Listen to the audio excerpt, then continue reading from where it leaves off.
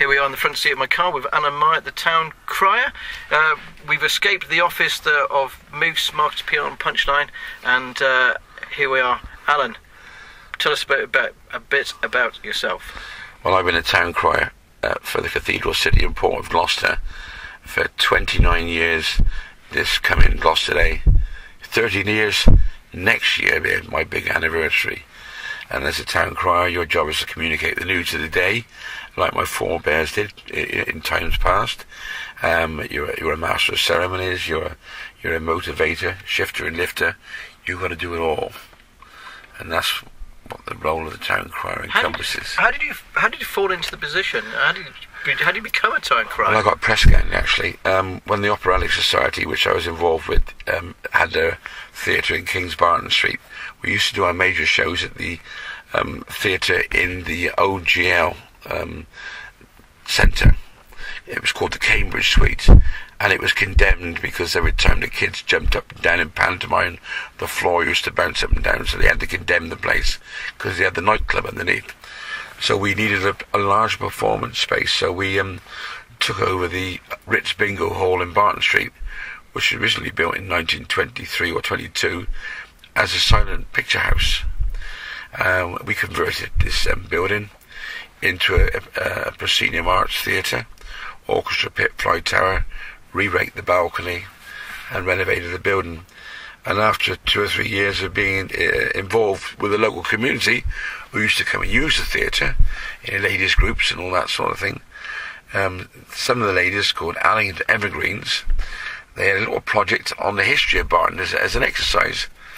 And they came across the history of the mock mayors of Barton Street. The practice ceased in the 1920s, and we revived it. And we did our bit as a theatre to work with the community and bring this pageant alive, and it took off. But after, we used to organise yards of ale competition, sideshow stalls, this and that, fairground fun.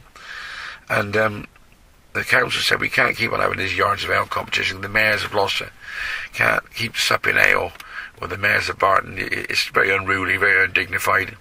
People being drunk and falling over. So sounds fun to me. Well, it was very good fun, actually, because there were only about 4 or 5 people had to go at the yard of ale, and I used to cart 3/4 of a barrel of beer home, and me and the stage crew used to get lashed up for the weekend, you know. So the council decided to intervene and organise a town crying competition. And I thought it was a naff idea. I couldn't see what the score was. And then when I entered the competition, I was told to enter the competition by a man called Roger Payne, who was the local justice of the peace at that time. He was the chairman of the licensing bench, actually. He's, God bless him, he's gone on now. We used to do more drinking after hours in Barton Street, planning these Mayor of Barton parades. And the rest is history. 30 years later, I'm still running around, or 33 years later, I'm still running around organising the Mayor of Barton's parade, at which is also Gloucester Day. And now, you know, for the past 7 or 8 years, we've had the History Festival, which I resurrected Gloucester Day and started that event, and then the History Festival came in on the back of that. And now the History Festival is a big, very big event, and Gloucester Day is the overture. Tell me about the Mayor of Barton. How does that come about? Well, what does it entail? Well, what happened, how it came about is during 1643, the King wanted to come into Gloucester during the English Civil War, and we turned round under our Governor General, Edward Massey at that time. He was only a young lad who learnt his craft in the lowlands, overseas, fighting in the religious wars. And he offered his services to the royalists here in England, and they told him to sling his hook because he's only a kid. But Gloucester City took him on and let him become the governor, and he turned this city into a fortress. By that time, most of the walls had gone. So what he did was he demolished all the buildings outside the city, brought the timbers in, the women and children dug the ditches, and they built palisades, and they fortified the city. You know, took the roofs off houses, reinforced and filled them with soil, put cannons on the top. Well, as a result, the King couldn't get into Gloucester. He couldn't take it. Prince Rupert of the Rhine lost Bristol, and the King went back to Oxford, and the rest is history. He lost the English Civil War. But we did, I've got to say this in defence of the city of Gloucester, we're not a bunch of Republican rebels. We kept the city for King and Parliament. And we would not allow Oliver Cromwell to take our cathedral down. We told him, no, that belongs to the city, that belongs to the people of the city belongs to the King and Parliament when they work together hand in glove. Anyway, we celebrate the lifting of the siege of 1643, because a month later, parliamentarian bands came down from London, and the city was relieved. And we got a fantastic history, and it was celebrated for hundreds of years. But what happened is, when Charles II came back, he visited the city of Gloucester on a reconciliation tour of the United Kingdom. They all had a good time on Gloucester Cross, and there was lots of free wine served to the populace from Scriven's Conduit, all courtesy of Gloucester City Council. And the King said, oh, we're all pals again. But as he was leaving the city, he could see outside the city walls where all the buildings were demolished, which his father was unable to get up to the city walls because there was no cover. See? He said, well, you didn't want it before the siege, you're not going to have it now.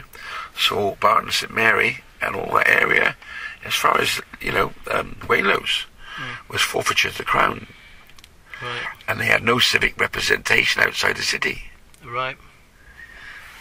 And they felt sort of a bit left out, So as a bit of fun, there was a Saxon court leet that used to hang around in the city, which was like a glorified drinking club, like the London guilds, not the guild of goldsmiths, the guild of cobblers, the guild of fishmongers. They're glorified drinking clubs today. A lot of them especially are. And they thought, oh, it's court leet. We'll have a bit of fun here, make a few bob. So they turned around. There was a chap who put the sheep in the wrong sheep pen at the Barton Fair, and it was common knowledge. They turned around and they made him the mock mayor for the day, poking the fun at those in authority in London and also the city, and that's how the tradition started. And there was references to the mayors of Barton Street in old books, Royal Order of Forester books, printed about 120 years ago. And there's reference to the mock mayors of Barton Street in Rudder's Book of Gloucester. And that's over a couple of 100 years. But it's all documented, it's all there. And it's a great tradition here in the United Kingdom, what with mock mayors and boy bishops and all that sort of thing.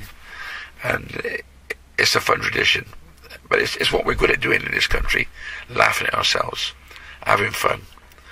And it's great how the real mayor and the sheriff welcome the Mickey Mouse mayor when he or she comes into the city. And next week we got Mark Cummins from BBC Radio Gloucester, who's been associated with the court leader Barton St Mary for the past 30 odd years. He's supposed to be the magician of the court. Well, he's always disappearing when you want him to do a job. But he's actually been made mayor of Barton, and he's being sworn in on Wednesday. And how are you going to keep Mark in control then? Well, we're going to tell him, but I'm not going to spoil things. Don't worry about it. I'd like to get my own back on Mark. He always has a nice bit of... Well, we'll stitch him up. That's what I'd like to hear. Don't worry, we've stitched up well and truly. Good stuff. Yeah. I know he's into cycling. Alan, quick thing about your costumes, right? Not costumes, just livery. Livery, okay. A bit about your livery. A livery, yeah. What's your favourite one? What do you like dressing as? Well, on Gloucester Day, my day starts at 6 o'clock in the morning, and I'm pegging out the bowling green where I line up the two parades. This is what the public don't see. The sort and the store hood is out and all that sort of carry on, but I like to put me best tunic on. Yeah. Or I've got a favourite old one I like to put on where I'm buttoned up, strapped up, and I put my sashes and me civic decorations on, and I look like a flipping field marshal. That's what real Richard Dennery calls me, But it's nice to put all the great livery on.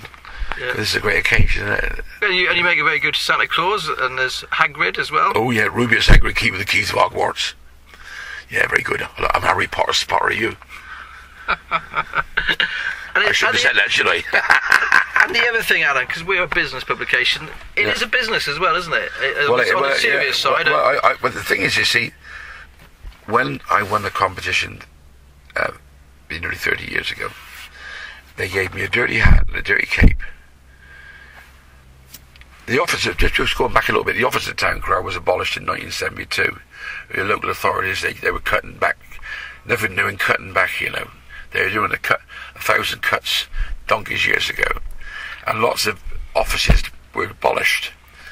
But then local authorities started to resurrect the town criers under the sort of civic entertainment, you know, sports and social side of the things, you know.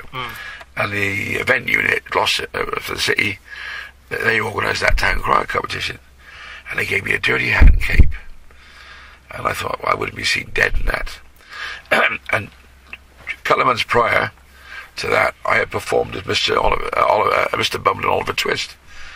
So I said to them, look here, I'll provide my own livery, provided I can do commercial work. Yeah, well, get on with it. Get on with it. So that's the way it was from the beginning. I just did a bit of work to pay for my livery, so it didn't cost the ratepayers of the city a penny. And a lot of civic stuff I do, I don't charge at all. But I do commercial work now as town crier for shops and stores, and they pay for all my civic work. So I like to think that I provide the service of crier to the city, but it don't cost the ratepayers a penny. Alan, that's a great place to stop. Happy days. Happy days. Thanks ever so much for coming. Thank you very much. Next time, can you wind down the windows when I get in the car? Thanks, mate. I just let you sweat for a living, that's all.